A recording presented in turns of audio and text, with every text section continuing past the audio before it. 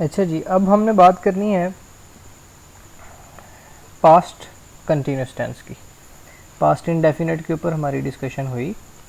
Past indefinite के ऊपर जितनी भी हमारी डिस्कशन हुई है उसके अंदर हमने देखा कि यार जो पास्ट इंडेफिनिट टेंस है उसको बनाने का तरीकाकार ये है कि सबसे पहले आप सब्जेक्ट लगाएंगे, उसके बाद आप वर्ब लगाएंगे, लेकिन वर्ब आपके पास हमेशा सेकंड फॉर्म लगेगी, और उसके बाद आप ऑब्जेक्ट लगाएंगे।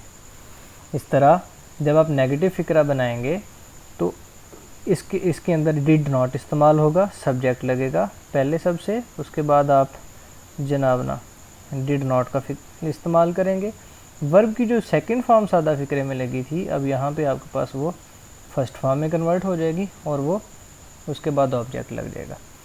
थर्डली, जब आपने कहा कि जब हम इंट्रोगेटिव सेंटेंस बनाएंगे तो फिर ये जो डिड का लफ्ज़ होगा इसको आप फ़िक्रे के स्टार्ट में ले जाएंगे, डिड आप फ़िक्रे के शुरू में लगाएंगे, उसके बाद आप सब्जेक्ट, उसके बाद वर्ब की पहली फॉर्म जो कि पहले सादा फ़िक्रे के अंदर सेकंड फॉर्म लग रही थी, अब यहाँ पे आपके पास ऑब्जेक्ट आ जाएगा।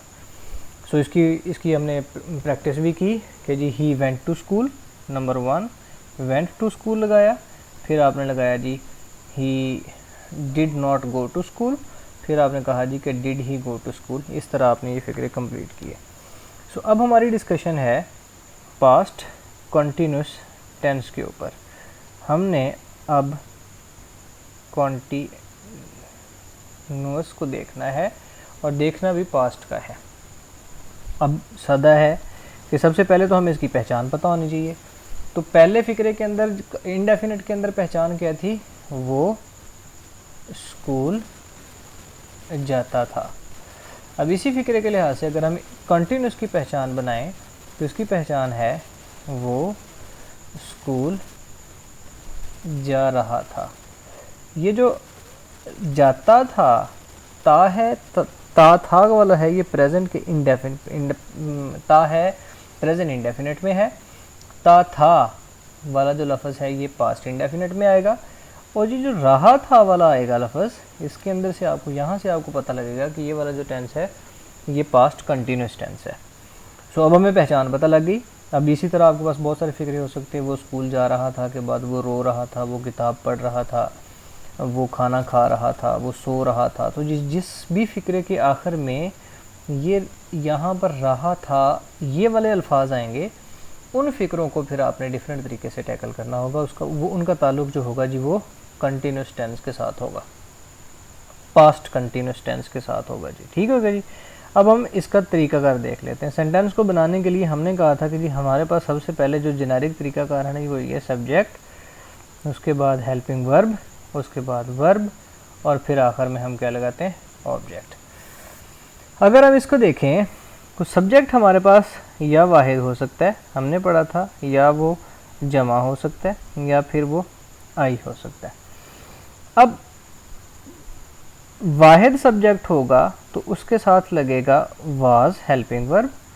जितने भी दुनिया के कंटिन्यूस टेंसेस हैं उन तमाम के अंदर वर्ब की हमेशा पहली फॉर्म लगती है, साथ में आईएनजी लगता है और फिर ऑब्जेक्ट लगता है। कंटिन्यूस की पहचान है, इसके साथ आप कहीं पर बड़ा करके बेशक लिख लें, जिस भी टेंस के अंदर कंटिन्यूस का लफ्ज़ आएगा तमाम टेंसेस के अंदर वर्ब की हमेशा पहली फॉर्म लगेगी और साथ में आईएनजी लगेगा। ये वाली फॉर्म इस्तेमाल करनी है आपने जहाँ पे भी कंटिन्यूस का लफ्ज़ आ जाए। प्रेजेंट कंटिन्यूस हो, पास्ट कंटिन्यूस हो, फ्यूचर कंटिन्यूस हो, प्रेजेंट परफेक्ट कंटिन्यूस हो, पास्ट परफेक्ट कंटिन्यूस हो, और पास्ट फ्यूचर परफेक्ट कंटिन्यूस हो। जहाँ पे कंटिन्यूस का लफ्ज़ आ जाना है उस जगह पर वर्ब की फॉर्म यही वाली लगनी। तो एक तो हमारा वाहिद वाला सब्जेक्ट के साथ वर्ब की पहली फॉर्म तो हमेशा क्लियर हो गई कि कंटिन्यूस टेंस के अंदर हमेशा वर्ब की पहली फॉर्म और साथ में आईएनजी लगेगा।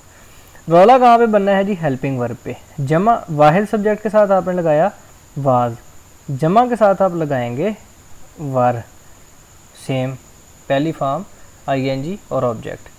आई के साथ वाज नहीं लगता, आई के साथ सॉरी वार नहीं लगता, आई के साथ भी यहाँ पर आप वाज लगाएंगे और उसके बाद वर्ब की पहली फॉर्म लगेगी और उसके बाद जनाब बेरीना आप यहाँ पे आईएनजी लगा के ऑब्जेक्ट बना देंगे। तो इस तरह ये आपको चीज़ें पूरी हो जाएंगी। आई होप कि आपको इस बात की समझ आ गई कि हमने क्या पढ़ा है।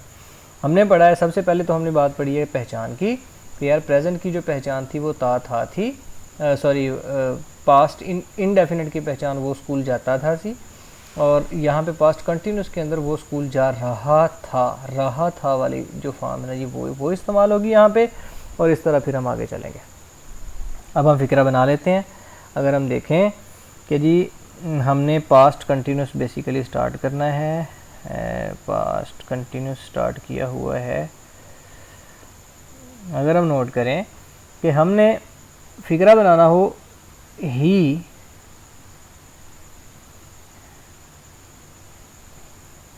वाज, वो स्कूल जा रहा था, ही वाज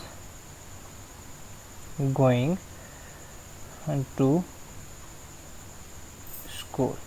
अब आप गौर करें, ही वाहिद है, उसके साथ आपने हेल्पिंग वर्ब वाज लगाया, उसके बाद वर्ब की पहली फॉर्म साथ में आईएनजी और ऑब्जेक्ट लगा दिया। अगर यहाँ पे ये दे होता, जमा वाला फिक्रा होता, दे वर, वो स्कूल जा रहे थे, गोइंग टू स्कूल, ये सीन बन सकता था। तीसरे नंबर पे अगर हम देखते यहाँ पे आई होता तो आई, इसके साथ आपने लगाना था वाज और उसके बाद going to school. I hope आपको इस बात की समझ लग गई। अब अगर हमने इसका नेगेटिव फिक्रा बनाना हो तो फिर आपने सिंपल है, सब्जेक्ट लगाया था, हेल्पिंग वर्ब लगाया था, वर्ब लगाया था और ऑब्जेक्ट था। ये तरीका था बुनियादी तौर पे इसको बनाने का तरीका का था ये वाला। आपने सिर्फ यहाँ पे हेल्पिंग वर्ब के बाद यहाँ पे नॉट का लफ्ज़ इस्तेमाल करना है। क्या क्या बन जाएगा जी, सब्जेक्ट, हेल्पिंग वर्ब, फिर नॉट, फिर वर्ब, वर्ब की पहली फॉर्म आपको पता है और साथ में आईएनजी और उसके बाद ऑब्जेक्ट। फिक्रा बना लेते हैं, ही was not going to school। हमारे पास फिक्रा बन गया जी। इसी तरह अगर आप दे वाला फिक्रा बनाएंगे, यू वाला फिक्रा बनाएंगे, यू वाला बना लेते हैं, you were not going to school. अब अगर इस सवालिया बनाना हो तो क्योंकि आपकी प्रैक्टिस होगी है, मैं इसको दोबारा नहीं बना रहा, आपने इस वाज को फिक्रे के स्टार्ट में लगाना है और उसके बाद सेम लिख देना है, was he going to school और आखिर में सवालिया निशान, क्या वो स्कूल जा रहा था, were you going to school, अपने ये वर को हेल्पिंग वर्ब को फिक्रे के स्टार्ट में लगाना है, उसके बाद जनाब बना देना है। तो इस तरह ये हमारा पास्ट टेंस भी कंप्लीट हुआ। अब आपके पास पहले जो फ़िक्रे मौजूद थे, आप सबसे पहला काम ये करेंगे पास्ट इनडेफिनेट के वो जो फ़िक्रे मैंने आपको असाइनमेंट के तौर पर दिए थे उनको कन्वर्ट करें उर्दू में ही पास्ट कंटिन्यूस में, और फिर उनकी ट्रांसलेशन करने की कोशिश करें और इस तरह होपफुली आपको समझ आ जाएगी।